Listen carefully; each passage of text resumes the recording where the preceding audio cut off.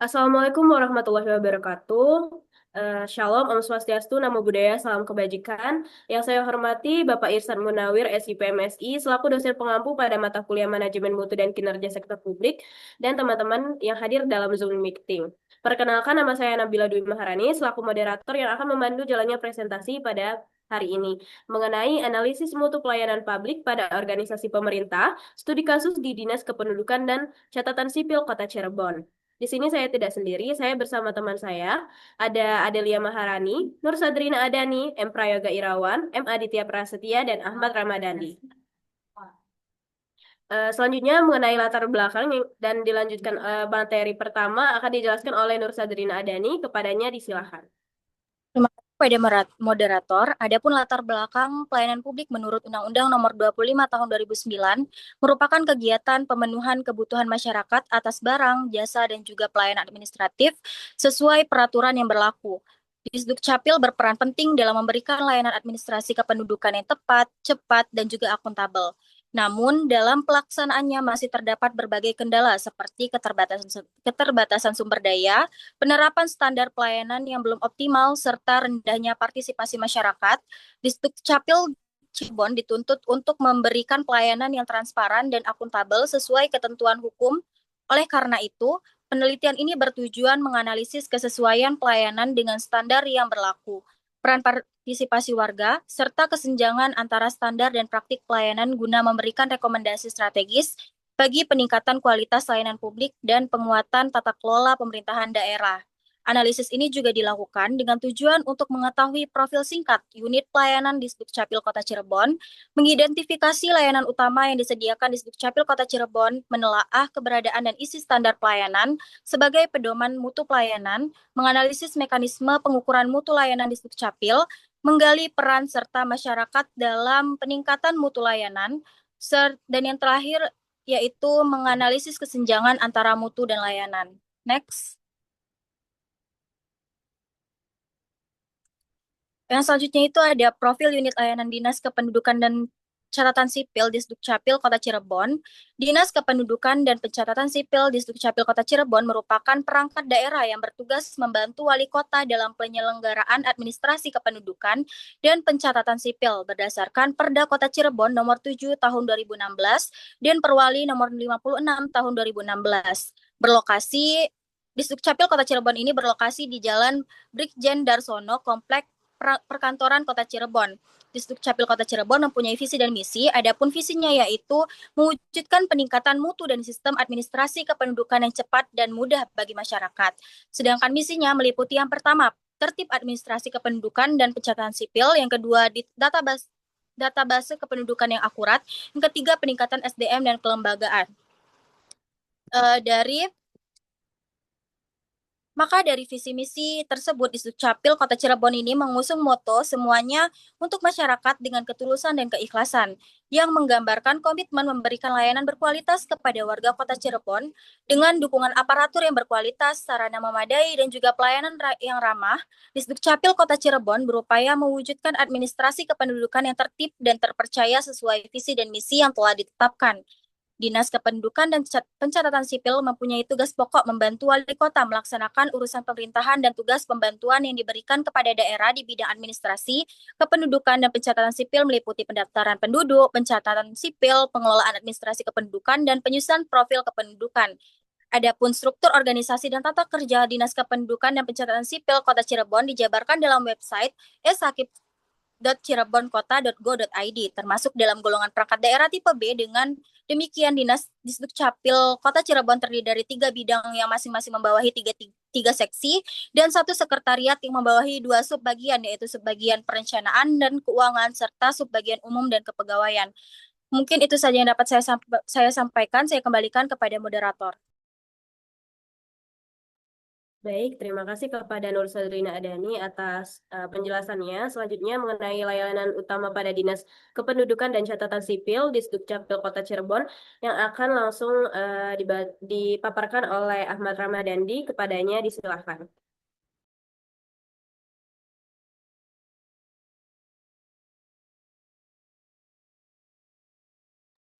Terima kasih moderator.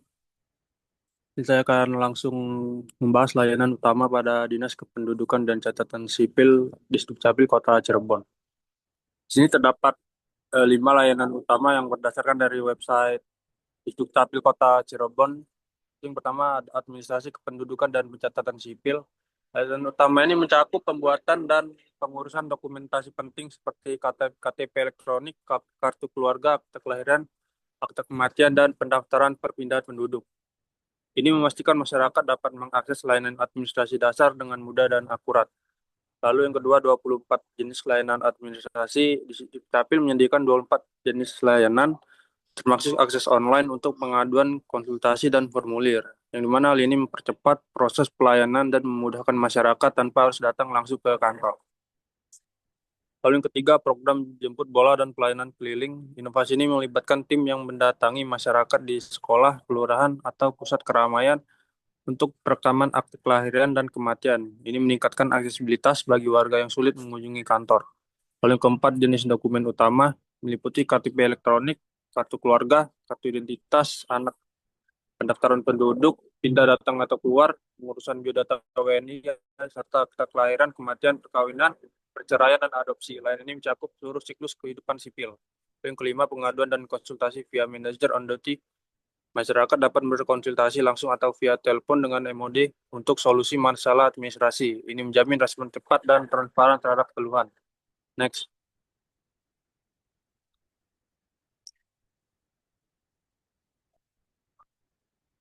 Lalu ada fasilitas penunjang dan akses informasi.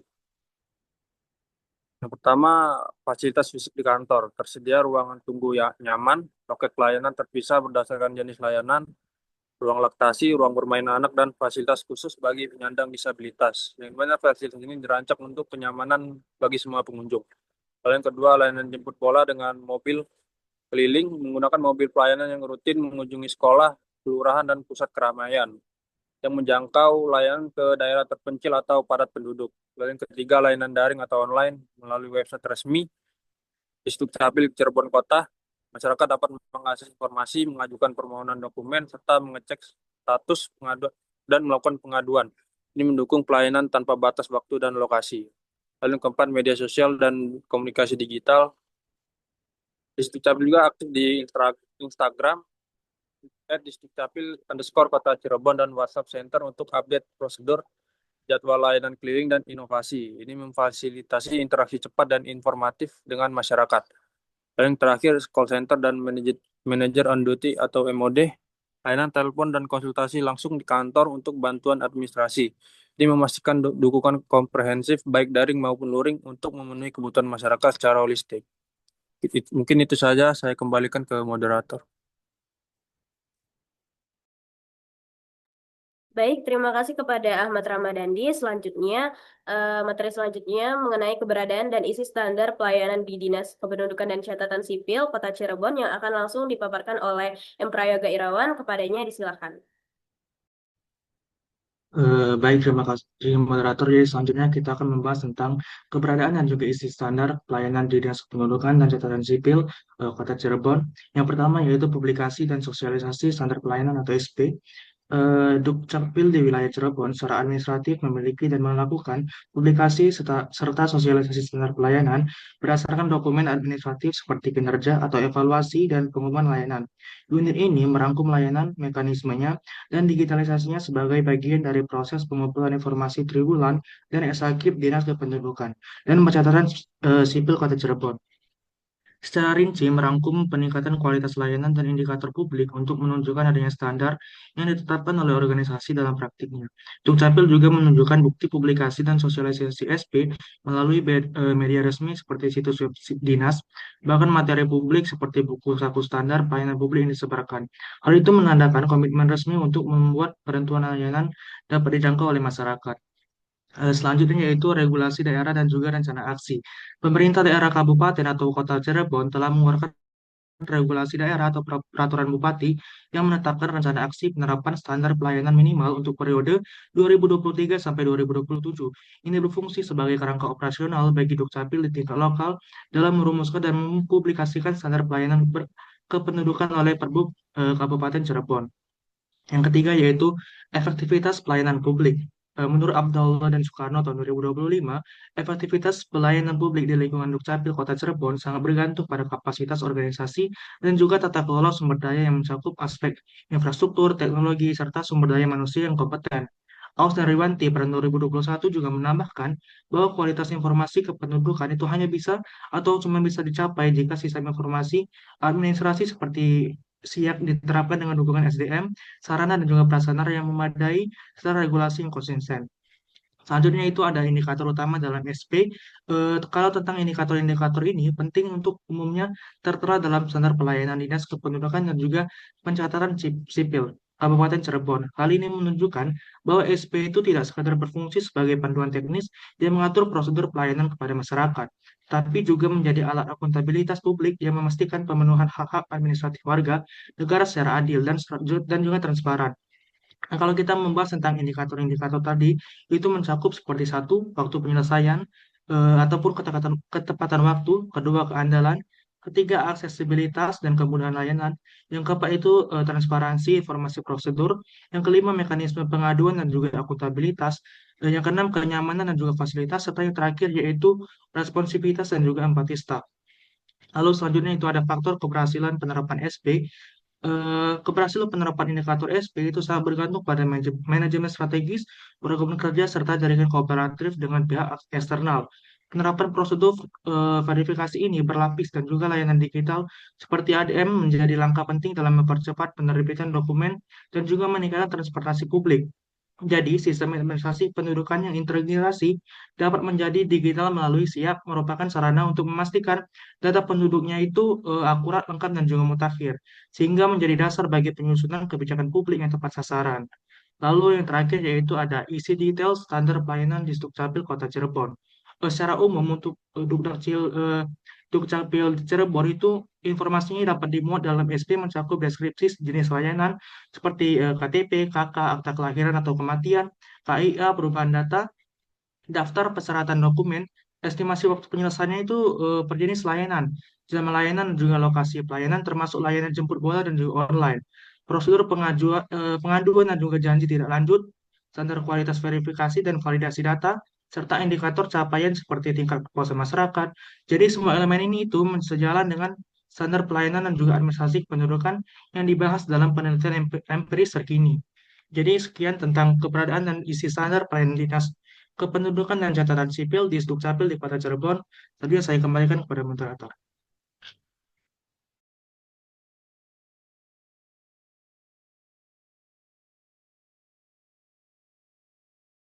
Baik, terima kasih kepada M. Prayoga Irawan atas pemaparannya. Selanjutnya, materi mengenai mekanisme pengukuran mutu layanan di Dinas Kependudukan dan Catatan Sipil Kabupaten Kota Cirebon akan langsung dipaparkan oleh Adelia Maharani. Kepadanya dipersilakan. Baik, terima kasih moderator. Di sini saya akan menjelaskan tentang mekanisme pengukuran mutu layanan di Dinas Kependudukan dan Catatan Sipil atau Dukcapil Kabupaten Cirebon. Nah, yang pertama itu ada survei kepuasan masyarakat atau SKM. SKM digunakan untuk mengumpulkan umpan balik langsung dari pengguna layanan mengenai kepuasan terhadap proses dan hasil pelayanan. Ini membantu mengidentifikasi kekuatan dan kelemahan layanan berdasarkan persepsi masyarakat.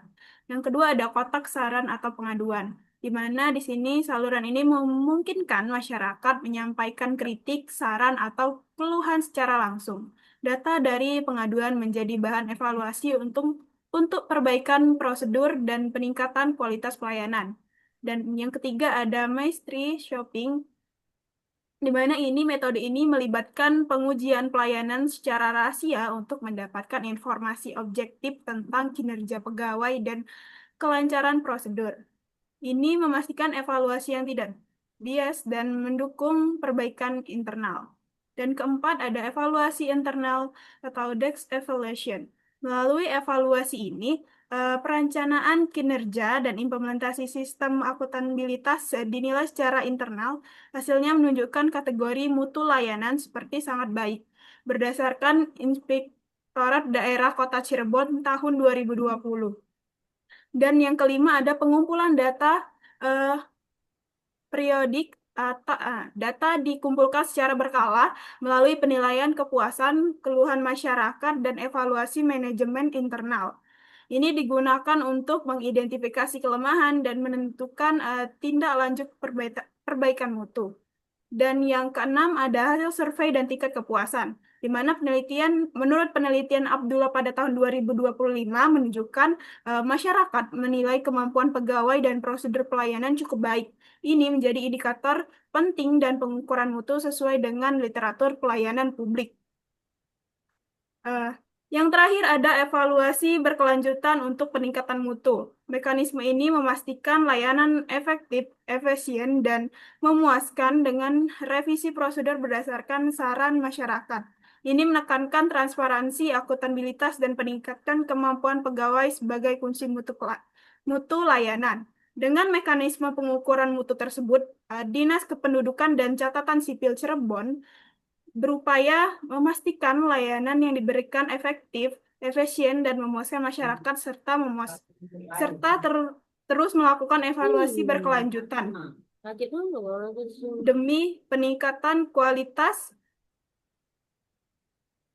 layanan publik yang transparan dan akuntabel.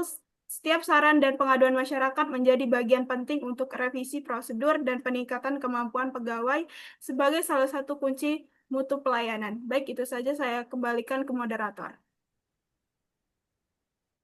Baik, terima kasih kepada Adelia Maharani. Selanjutnya, materi mengenai peran partisipasi warga dalam peningkatan mutu layanan di Dinas Kependudukan dan Catatan Sipil Kota Cirebon yang akan langsung dipaparkan oleh M. Aditya Prasetya. Kepadanya dipersilakan. Baik, terima kasih moderator atas kesempatannya. Di sini saya akan melanjutkan presentasi di mana saya akan membahas mengenai peran partisipasi warga dalam peningkatan mutu layanan di Dinas Kependudukan dan Catatan Sipil atau di Dukcapil Kota Cirebon. Yang pertama itu ada saluran formal untuk feedback publik atau pengaduan dan aspirasi. Di Dukcapil Kota Cirebon menyediakan saluran resmi pengaduan publik melalui platform lapor atau layanan aspirasi dan pengaduan oleh rakyat yang terintegrasi dengan sistem nasional pengelolaan pengaduan publik di www.lapor.go.id. Melalui kanal ini, masyarakat dapat menyampaikan berbagai keluhan, kritik, maupun aspirasi terkait layanan administrasi kependudukan seperti pembuatan KTP elektronik, kartu keluarga, akta kelahiran, akta kematian, dan dokumen lainnya. Data dari lapor juga berfungsi sebagai indikator mutu layanan karena dari sana dapat dilihat kesenjangan antara harapan masyarakat dengan kinerja pelayanan yang nyata di lapangan. Dengan demikian, platform ini berperan penting sebagai alat penghubung antara warga dan pemerintah untuk memastikan pelayanan publik berjalan sesuai prinsip transparansi dan akuntabilitas. Mungkin boleh next.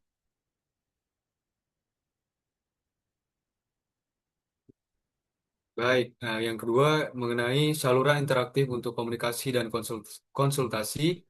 Selain melalui kanal formal, di Dukcapil Cirebon juga menyediakan saluran interaktif yang memungkinkan komunikasi langsung antara petugas dan masyarakat. Layanan ini melalui WhatsApp resmi serta email dinas di Dukcapil Kota Cirebon. Kemudian melalui kanal ini juga masyarakat dapat yang pertama itu melakukan konsultasi mengenai prosedur, jadwal, dan persyaratan dokumen kependudukan. Yang kedua, masyarakat dapat memberikan umpan balik cepat mengenai pengalaman layanan yang mereka alami di lapangan. Melalui saluran komunikasi digital seperti ini menjadi wujud nyata dari pelayanan publik modern karena memungkinkan masyarakat berinteraksi tanpa harus datang ke kantor. Selain itu, kecepatan respon petugas dalam menjawab pertanyaan warga juga menjadi tolak ukur penting dalam menilai aspek responsiveness, yaitu sejauh mana aparatur pelayanan tanggap terhadap kebutuhan masyarakat. Dengan hadirnya kanal WhatsApp dan email ini, masyarakat merasa lebih dihargai karena keluhan mereka ditanggapi dengan cepat dan komunikatif. Suatu hal yang menjadi ciri khas pelayanan publik yang berorientasi pada kepuasan pengguna. Lalu selanjutnya mungkin boleh tolong di next. Lalu yang ketiga, partisipasi melalui transparansi dan kontrol publik. Selain pengaduan dan komunikasi langsung, partisipasi warga juga diwujudkan melalui keterbukaan informasi publik. Di Dukcapil Cirebon menerapkan sistem PPID atau Pejabat Pengelola Informasi dan Dokumentasi sebagai sarana transparansi. Melalui situs resmi ppid.cirebonkota.go.id, masyarakat dapat mengakses berbagai data penting seperti laporan kinerja, standar pelayanan, serta kebijakan publik yang sedang dijalankan. Selain itu, Disdukcapil sering memanfaatkan media sosial seperti Instagram dan website utama untuk mempublikasikan jadwal layanan keliling, inovasi digital, serta capaian kinerja. Langkah ini menunjukkan bahwa Distrik Capil Cirebon tidak hanya melayani masyarakat, tetapi juga membuka diri terhadap pengawasan masyarakat. Kemudian dari pembahasan saya tadi dapat disimpulkan bahwasanya secara keseluruhan dapat disimpulkan bahwa partisipasi warga memiliki peran vital dalam peningkatan mutu layanan di Sdukcapil Kota Cirebon. Melalui mekanisme formal seperti lapor, saluran interaktif WhatsApp dan email, serta keterbukaan informasi PPID, suara masyarakat menjadi bagian penting dari siklus perbaikan berkelanjutan atau continuous improvement dalam pelayanan publik. Dengan kolaborasi antara pemerintah dan masyarakat, pelayanan administrasi kependudukan di Kota Cirebon diharapkan semakin transparan, cepat, responsif, dan berorientasi pada kepuasan publik. Inilah wujud nyata dari pelayanan publik yang tidak hanya melayani, tetapi juga melibatkan.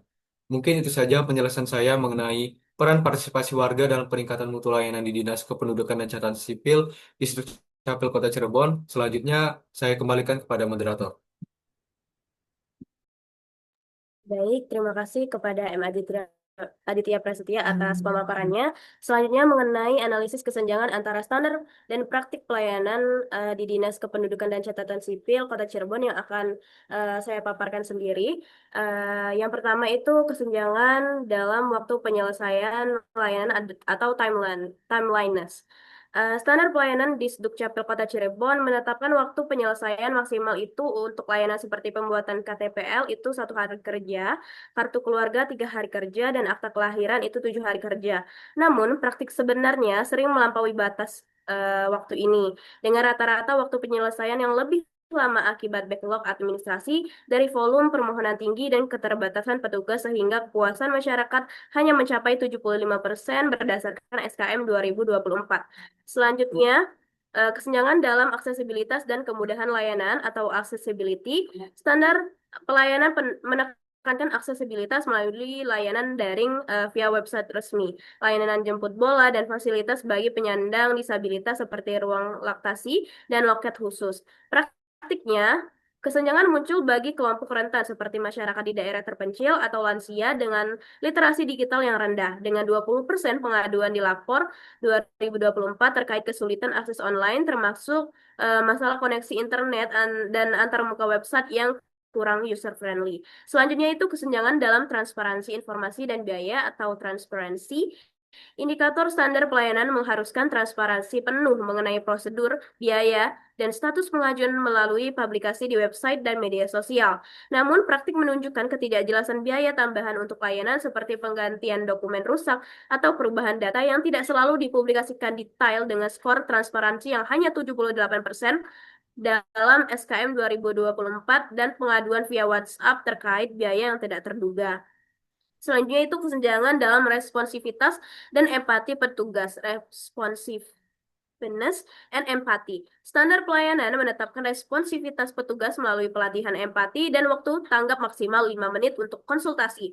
Praktik sebenarnya berdasarkan Maestring Shopping Inspektorat Daerah 2024 menunjukkan 15% interaksi petugas kurang ramah saat volume pengunjung tinggi, dengan skor empati hanya 80% dan pengaduan dilapor tentang penanganan kasar atau kurangnya penjelasan.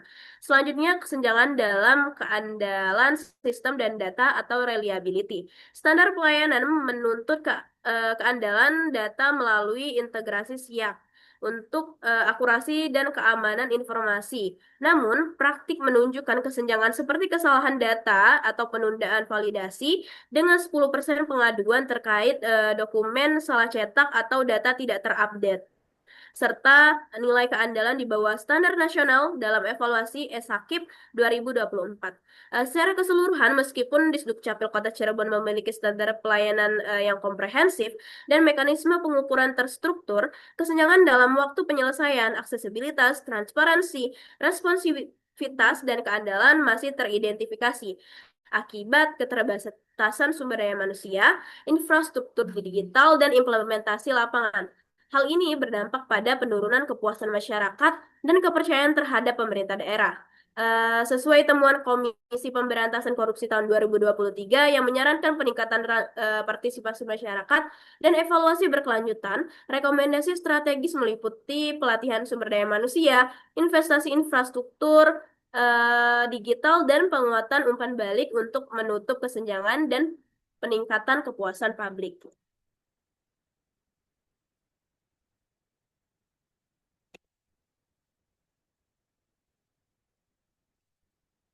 Selanjutnya, kesimpulan, di mana di sini Dinas Kependudukan dan Catatan Sipil Kota Cirebon memainkan peran strategis dalam menyediakan layanan administrasi pendudukan yang cepat, tepat, transparan, dan akuntabel sesuai dengan Undang-Undang Nomor 25 Tahun 2009. Sebagai perangkat daerah tipe B, unit ini memiliki struktur 3 bidang dan 1 sekretariat berlokasi di Komplek Perkantoran Jalan Brigjen Darsono, Kota Cirebon, dengan visi meningkatkan mutu administrasi, kependudukan, dan misi fokus pada tertib administrasi, database akurat, serta penguatan sumber daya manusia. Layanan utama yang disediakan mencakup 24 jenis, termasuk pembuatan KTP elektronik, kartu keluarga, akte kelahiran dan kematian, serta inovasi layanan jemput bola dan daring. Standar pelayanan dengan indikator utama seperti waktu penyelesaian, keandalan, aksesibilitas, transparansi, responsivitas dan empati. Mekanisme pengukuran mutu dilakukan melalui survei kepuasan masyarakat atau SKM, kotak saran, mystery shopping, dan esakip yang menilai kinerja sebagai sangat baik, sementara partisipasi warga diintegrasikan melalui saluran seperti lapor, WhatsApp, dan PPID. Namun, kesenjangan antara standar dan juga praktik itu masih teridentifikasi, terutama dalam aspek waktu penyelesaian akibat backlog dan keterbatasan sumber daya manusia. Aksesibilitas bagi kelompok rentan seperti masyarakat di daerah terpencil atau lansia dengan infrastruktur digital terbatas. Transparansi biaya yang sering tidak jelas, responsivitas petugas yang menurun saat beban kerja yang tinggi, serta keandalan data yang terganggu oleh masalah teknik. Kesenjangan ini berdampak pada penurunan kepuasan masyarakat, meskipun Disdukcapil menunjukkan komitmen kuat terhadap pelayanan efisien dan tidak diskriminatif. Tantangan struktural seperti sumber daya terbatas perlu diatasi untuk mencapai standar yang optimal. Untuk saran sendiri ada 5. Yang pertama itu peningkatan kapasitas sumber daya manusia dan infrastruktur. Disdukcapil itu perlu meningkatkan jumlah dan juga kompetensi petugas melalui pelatihan berkelanjutan tentang empati, responsivitas, dan pengelolaan data, serta investasi infrastruktur digital seperti perluasan jaringan internet di daerah terpencil dan pemeliharaan sistem SIAK untuk mengatasi kesenjangan waktu pelayanan, aksesibilitas, dan keandalan. Yang kedua itu penguatan transparansi dan sosialisasi standar pelayanan, publikasikan informasi biaya tambahan, prosedur, dan juga status pengajuan secara lebih detail melalui website, media sosial, dan kampanye rutin di kelurahan untuk menutup kesenjangan transparansi dan mencegah kecurigaan pungutan liar. Dan yang ketiga, optimalisasi mekanisme pengukuran dan partisipasi warga. Tingkatkan juga frekuensi SKM dan mystery shopping, serta integrasikan umpan balik dari lapor dan WhatsApp ke dalam siklus perbaikan berkelanjutan untuk memastikan responsivitas petugas dan pengawasan publik yang efektif. Yang keempat itu kolaborasi dengan pihak eksternal dan inovasi layanan, yang mana dengan melakukan kerjasama dengan pemerintah pusat, swasta, dan juga masyarakat sipil untuk program jemput bola yang lebih luas, serta kembangkan aplikasi mobile untuk layanan daring yang lebih user-friendly, guna guna mengatasi kesenjangan aksesibilitas dan keandalan.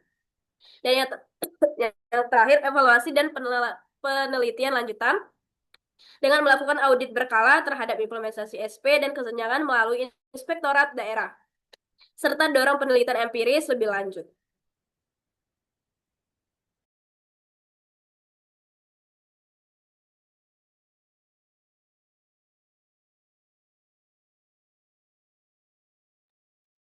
Baik, mungkin itu saja pemaparan materi dari kelompok kami.